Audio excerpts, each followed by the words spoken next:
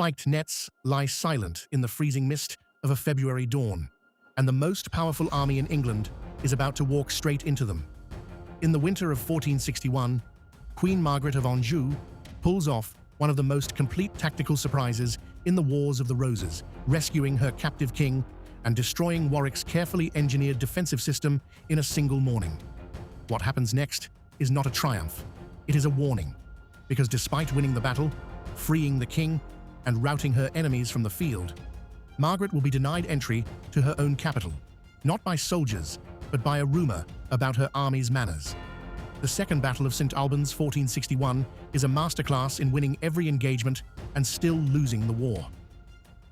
A decade of sovereign madness and political collapse has brought England to its knees during the dynastic breakdown known as the Wars of the Roses. Massive iron-headed arrows glint in the weak northern sunlight as tens of thousands march toward a final confrontation. The Lancastrian army is a 15,000-strong predatory tide that has already looted every major town on the Great North Road. This overwhelming northern host represents a terrifying structural force, an unstoppable machine fueled by blood feud and structural vengeance. London trembles at the mere rumor of their approach. The political fallout of the Act of Accord shatters any remaining hope for peaceful dynastic succession. Thick hempen cords groan under tension as engineers assemble massive wooden barricades across the snow-swept Heath. Warwick oversees the sowing of thousands of iron caltrops across Bernard's Heath.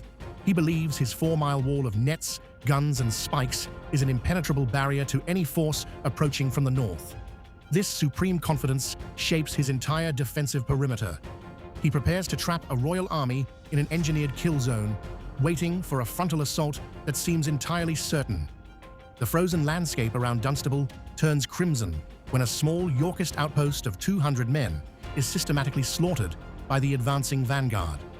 Crimson banners bearing the red rose whip violently in the freezing wind as columns of silent infantry bypass the expected highways.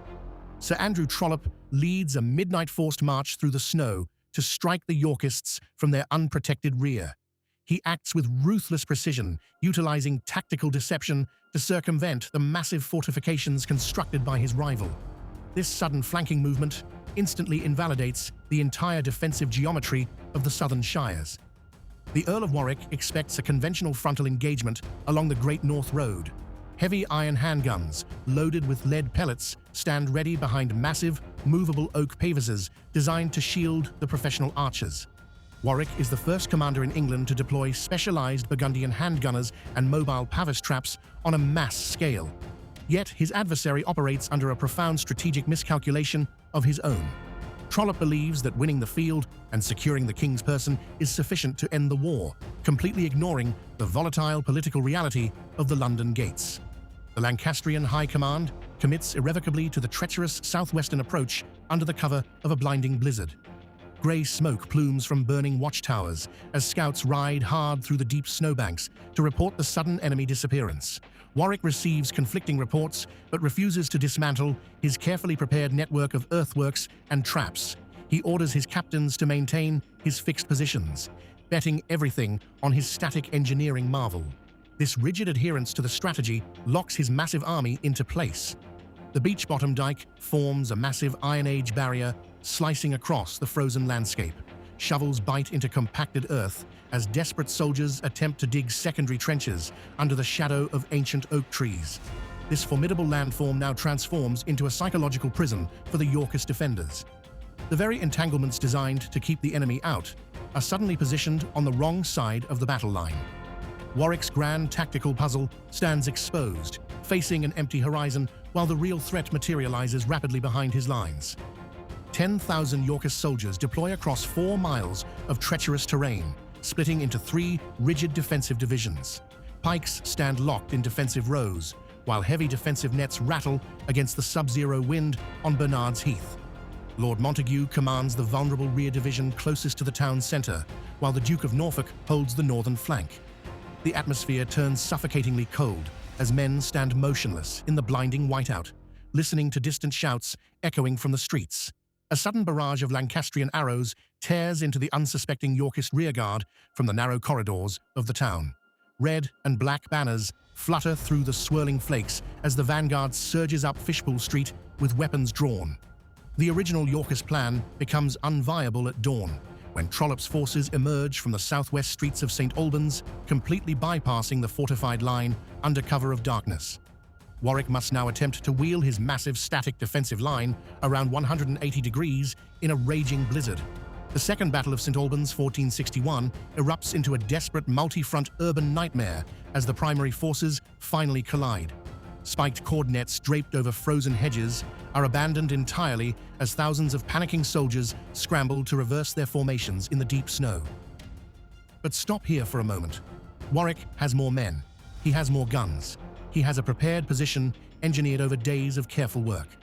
By every conventional measure of medieval warfare, this battle should already be over, and Warwick should be winning it. What is unfolding in these streets is not a failure of numbers. It is a failure of imagination, and it is about to cost the House of York its king. Warwick commits his veteran corps to a brutal holding action, despite the catastrophic structural failure of his defensive network. Isolated Yorkist archers rally around the ancient Eleanor Cross, a monument raised by a grieving king for a dead queen, now surrounded by men fighting over a living one. Bowstrings snap with rhythmic thuds in the narrow marketplace as advancing Lancastrian infantrymen stumble over discarded butcher carts. This fierce street resistance forces the Duke of Somerset to alter his immediate trajectory, ordering his men to bypass the deadly bottleneck through a network of secondary lanes. This critical adaptation allows the northern host to pour directly onto the open expanse of Bernard's Heath, establishing a dominant position.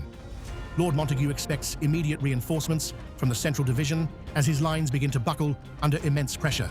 Steel breastplates clash violently against iron shields, while the driving northern wind seals the fate of the Yorkist rearguard. A sudden environmental shift turns the engagement into an absolute slaughter as a heavy blizzard blinds the defenders. The matches required to fire the innovative Burgundian handguns are completely doused by the freezing moisture, rendering the advanced technology entirely useless. A large paper crown drifts through the bloody snow, a macabre reminder of the brutal executions that preceded this winter campaign. Polished Gothic plate armor becomes a heavy encumbrance as Warwick desperately attempts to guide his central division southward to support his embattled brother. He perceives the imminent collapse of his lines, but refuses to surrender his position, choosing instead to execute a highly disciplined countermaneuver under heavy arrow fire. This calculated act of defiance temporarily stabilizes the center, keeping the final outcome balanced on a knife edge. The treacherous defection of Henry Lovelace shatters the remaining cohesion of the Yorkist center with catastrophic immediacy. Kentish longbows are suddenly lowered or turned directly upon former allies as the infamous traitor of Kent crosses the lines. This internal rupture destroys the final mechanism of resistance, completely shattering the psychological morale of the raw southern levies. Trollope's fatal assumption appears momentarily validated as the entire Yorkist formation disintegrates into a panicked rout toward the north and west. An eerie silence descends over the snow-covered heath as thousands of fleeing soldiers abandon the field to the victorious northern host. A massive oak tree stands solitary amidst the carnage, its frozen branches sheltering the helpless figure of King Henry VI. The sovereign sits entirely alone, laughing and singing to himself, while the bodies of his subjects litter the frozen mud. His loyal Yorkist guardians choose to remain by his side, trusting implicitly in a royal promise of mercy that is about to be bloodily violated. The complete disintegration of the Yorkist military apparatus leaves the southern shires entirely exposed to a predatory occupation. Sharp iron caltrops pierce the boots of retreating soldiers as Warwick manages to reform a disciplined corps of 4,000 survivors. He executes a fighting retreat toward Chipping Norton, effectively conceding the person of the king to the triumphant Queen Margaret. This massive structural collapse strips away the last shred of legal legitimacy from the Yorkist regency, shifting the entire political center of gravity back to Lancaster. Queen Margaret expects an immediate surrender of the capital following her brilliant tactical triumph at the Second Battle of St Albans 1461. Red rose banners cast long shadows across the barred wooden gates of London as terrified citizens prepare for a brutal northern sack. Stories of systematic looting and calculated cruelty spread through the southern counties like wildfire, completely destroying the political utility of the Lancastrian victory. The citizens completely refused to allow any southern provisions to reach the approaching army. Why does a decisive military victory on the battlefield turn so rapidly into an absolute political catastrophe for the House of Lancaster? Severed knightly heads, mounted on iron spikes over the city gates, serve as a grim warning of the new, total warfare infecting the realm. By allowing a 7-year-old prince to dictate the executions of veteran commanders, Margaret cements a reputation for unnatural cruelty that alienates her most valuable subjects. This profound moral shockwave unifies the southern shires against her cause, rendering her military triumph entirely hollow. How can an exiled 18-year-old prince turn a crushing military defeat into a triumphant coronation within a matter of weeks? A brilliant white rose carved into a wooden standard symbolizes the sudden, explosive rise of the young Edward, Earl of March. Welcomed into London as a literal savior, the charismatic Yorkist heir exploits the intense public fear of the northern host to seize the throne directly. The tactical mastery displayed in the streets of St Albans is utterly wasted by a fatal failure of political optics.